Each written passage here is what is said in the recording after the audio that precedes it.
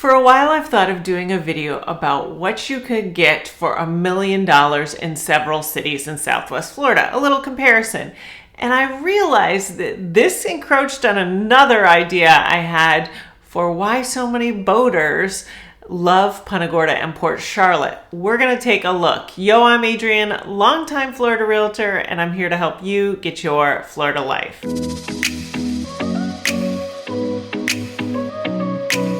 Happy Wednesday, everyone. If you're new here, new videos come out every Wednesday.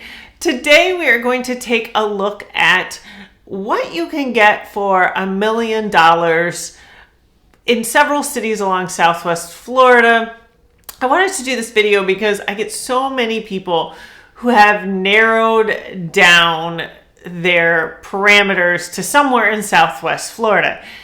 Let me know if that's you or if you are trying to figure out how to narrow down parameters. I help people with this, so I'm happy to help. Let's take a look at how most people start thinking about retiring to Florida to start out.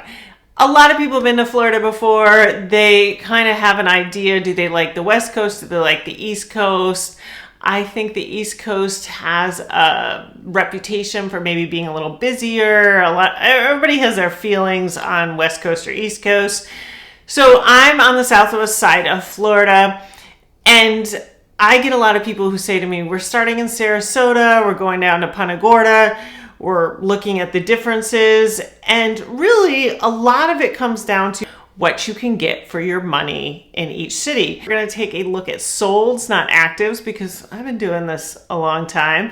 And I know if I put up listings that, oh, you can buy this for $1 million, that for $1 million, there will be people who say, oh, that's overpriced. No one would ever pay that. When we look at solds, we know somebody would pay it because they did. So these are all properties that have sold in the last 6 months or so from Sarasota to Punta Gorda.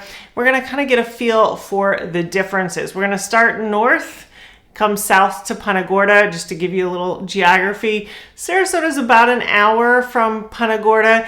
I will tell you, traffic in Sarasota has really ramped up over the years. If you haven't been to Sarasota in a while, I love Sarasota, so no shade on that city. But sometimes you get 45 minutes from here and then you go, oh, I'm still 45 minutes away because of traffic.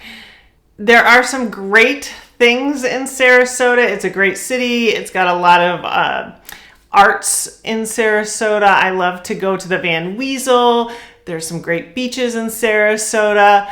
Let's take a look at what you can get for $1 million there. Now, mainly we're going to see condos and villas if you want to be near the water for $1 million, mostly condos for $1 million, but you do see some detached single family homes near the water. We have in the last 6 months a 3-bedroom, 2-bath built in 1956, 1,744 square feet. It sold in March for $985. That's on Midnight Pass. I can tell you Midnight Pass Road is a great road if you love the beach. It's very close to the beach. If you are coming here to live full time, you are going to time your whole life in the winter around beach traffic. But if you're retired, maybe, hey, if that's your dream, more power to you. Just know that if you look at a map, when you see those islands and you see one main artery, that's beach traffic. So you want to go to Publix, you want to go to the doctor, you're going to plan that around the beach traffic there. I did find one canal property that sold in Sarasota for $1 million. We have 1,600 square feet, almost 1,700, built in 1959. It sold very quickly in April. It does go under a bridge, but you can find something in Sarasota for $1 million and you put a boat behind it. So that's good to see. We're gonna go a little bit south of Sarasota. We have Osprey. In Osprey in the last 6 months, I saw no boating property. There are some beaches nearby. You're not really on a beach for $1 million, but you can get some lakefront. When you get into Venice and Osprey, you see a lot of country club, gated community type properties.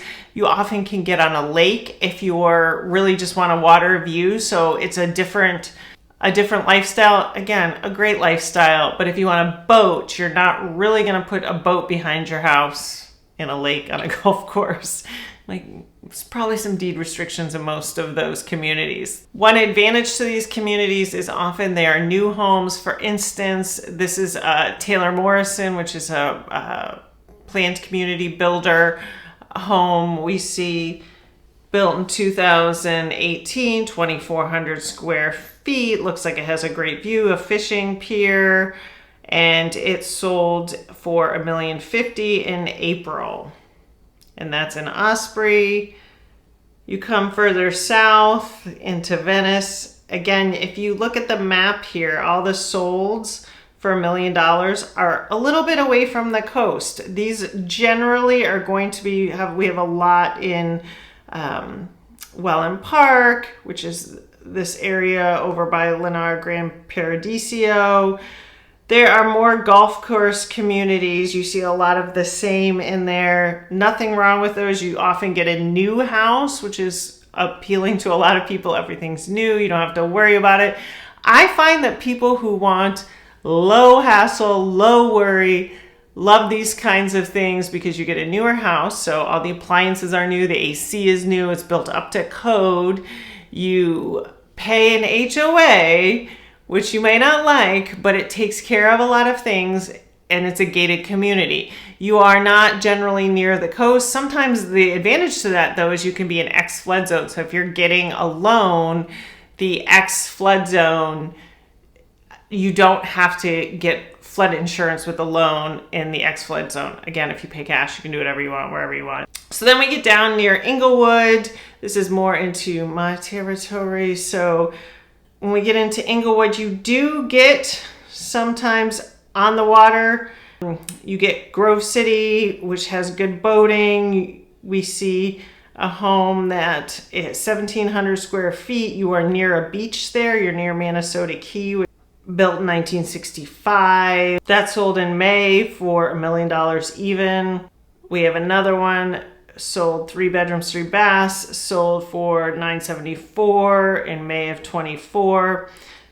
So you can, if you want to get near a beach and you want boating and you have $1 million, you can go to Englewood, and that's one area. You're going to get a smaller, older home, but you're going to check both those boating and beach. You're not really going to be on the beach, but you're not going to be far. Where I find people having a little trouble with that is, I've said this before, a lot of people have like a boating and they sort of a location and a house balance going on, and boating or beach is part of the balance, but then also maybe they want a newer house, maybe they want a bigger house, maybe they want more garage space, which you don't normally see in the older homes. So you have to weigh that out. If you're gonna want the boating and the beach, you may have to weigh out what you give up in the house. And then we're gonna start to go east into South Gulf Cove. South Gulf Cove is where we get into more real boating, water boating properties, and the rest of this video is gonna hit all pretty much boating properties. So in South Gulf Cove, you have sailboat and you have powerboat, but the two that have sold in the last 6 months are powerboat. You're now getting into a 2016 home, 2,400 square feet, 3 bedrooms, 2.5 baths. That's more of the boating and house balance you see there. Because if one of you is really into boating and one of you really wants a newer, nicer house, you're both kind of getting your way there. It's a little bit more balanced for $1 million.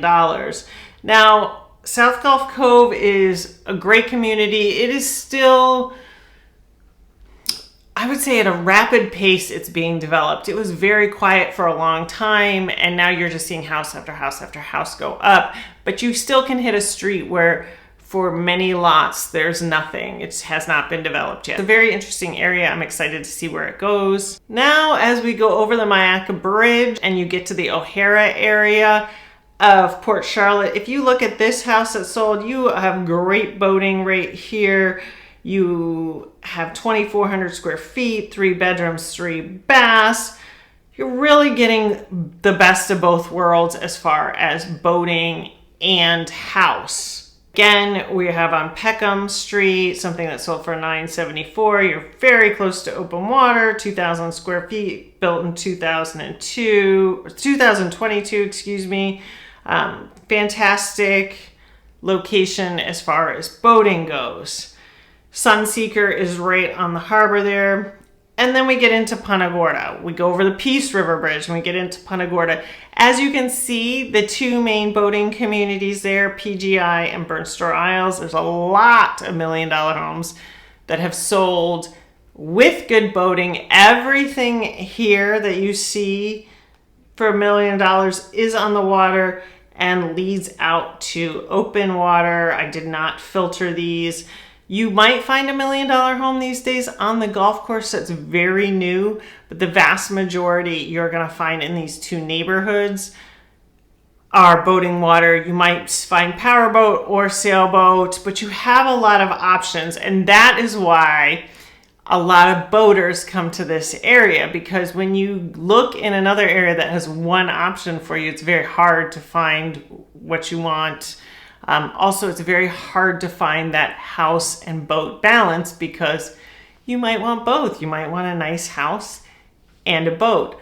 Also, as we get into Punta Gorda, you have the downtown of Punta Gorda. Now, a lot of Port Charlotte, this is why I mentioned Sunseeker, because we are seeing a lot of development over in Port Charlotte, but a lot of boaters come to Punta Gorda. We can just go through and click on any of these and you're going to see $1,040,000, 3 bedrooms, 2 baths, built in 1986, 2,700 square feet. You're going to see a lot of options on the water in Punta Gorda. A lot of them 3 bedrooms, 2 baths, built in the last 20 to 30 years. Sometimes you see a 1980s house on a very fantastic lot for $1 million.